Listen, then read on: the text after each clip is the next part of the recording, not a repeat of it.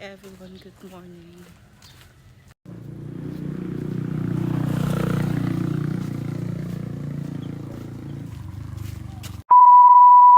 Uuwi muna po pala ako ng Tinambak dahil kukunin ko yung sasakyan dahil gagamitin ko po mamaya. Pero bago ako umalis, nagluto muna ako ng breakfast nila dahil hindi pa daw po sila kumakain. Ako naman po kasi, nagra-rice po talaga ako pagka umaga. Pero pag lunch tapos dinner, hindi na, ulam-ulam na lang po. May nagsabi pala na pagka fasting ang ginagawa mo, mas lalo kang tumataba, hindi nagbabawas yung timbang. Dahil mas lalo kang nagki-crave ng mga sweets, tapos salty, yun yung mga hinahanap na hanap mo. Kaya mas lalong nadadagdagan yung timbang. Mas maganda pa din po talaga kasi yung mag-exercise. Nahihirapan po talaga ako mag-diet ngayon. Kaya ang nangyayari, nag-iisip lang ako mag-gym, pero hindi ko naman nagagawa. Pero ngayon po talaga kailangan ko nang gawin. Dahil po marami na nagkakasakit sa amin. So yun, nakaalis na po ako. Papunta po ako ng bayan ulit. Dahil nga po, nagpa-schedule ako ng massage tapos ventosa. Dahil nga po masasakit na naman yung katawan ko. Kailangan ko na naman yun. Pagka-stress po talaga ako, sumasakit yung part ng batok ko. Hindi naman ako high blood kasi nag-BP ako.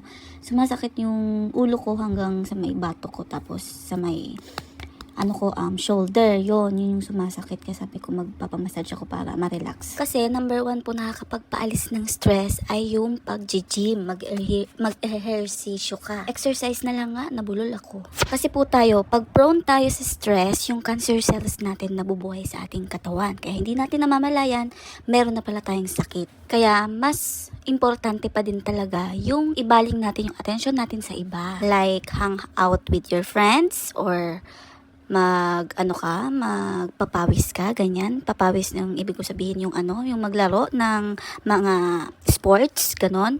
Para yung stress natin mailabas natin. Samahan mo na din ng prayers. Tsaka ang sakit po talaga, wala yung pinipili. Mayaman ka man, mahirap ka man, wala yung pinipili. Tapos na po pala ako magpamassage, tapos magpalinis ng kuko dahil nagpaalis na naman ako ng ingrown. Fast forward na, nakarating na po kami agad dito sa bahay. Kahit na sobrang bagal ko lang magmaneho dahil nga po, malabo na yung daan, malabo pa yung mata. I-flex ko po pala sa inyo itong pinagawa kong eyelash extension. Ilalagay ko po yung FB page niya para dun kayo mag-message sa kanya. Ilalagay ko po sa comment section. Yung mga mahihilig ito magpalagay ng eyelash extension na gusto lang yung magaan at maganda sa pakiramdam. Kahit na malayo ka pa, depende yon kung taga saan ka, pero may charge yon. Kung halimbawa home service, tapos malayo ka, may charge na yun. Siyempre yung gas. Kayo na po ang bahalang mag-usap nun. Mabilis lang po yung transition, kinaumagahan na po nito. Nag-breakfast po kami ng champurado. Ito pa naman po ay pinakapaborito ko po talaga. Maliban sa pagkain ng kamote,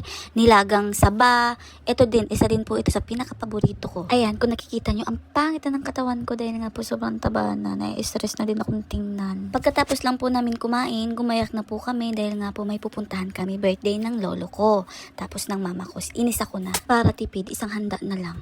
Say, hi, Heather. Hi, Heather. Hi, Heather. Hello, guys. Ayan sila. Oh. Hi, Heather. Oh! Ang birthday boy turo. Dito po pala kami nag-celebrate ng birthday ni Papa at ni Mama sa isang kusina. Dito lang po yan sa may Belen, Goa, Camarines Sur. Yang mama ko pong binabanggit ko, yung po yung talagang mama ko. Ang mama ko naman po kasing isa ay si Mama Beth, yung po yung lola ko na nagpalaki sa amin. Ipinaliwanag ko lang po kasi yung iba po nalilito. Sa tuwing birthday ng lolo at lola ko, talagang sineselebrate na po namin. Dahil nga po tumatanda na sila, gusto din po kasi namin na maranasan nila yung mga ganitong moment. Yung masaya sila kahit na hindi kami masyado kumpleto dahil nga po yung mga anak nila ay wala. Wala po kasi naghahanap buhay po sa malalayo. Pero sana makumpleto kami sa mga susunod na birthday nila or kaarawan nila na darating. Kahit nga hindi birthday, yung mga ibang occasion na na kompleto kami, masayang-masaya na yan sila. Dahil ang mga gusto na lang naman ng mga lolo at lola yung makumpleto. Yun talaga yung pinakagusto nila. Sabi nga yan, can't buy happiness. Kaya kayo, kung andyan pa yung lolo at lola nyo, iparamdam nyo sa kanila na mahal nyo sila. Kahit sa mama at papa nyo, iparamdam nyo lagi na mahal nyo sila. Dahil hindi nyo alam ang buhay ngayon. Sa ngayon, malakas, sa sunod mahina na. So, yun lang. Ang dami ko nang sinasabi. Bye!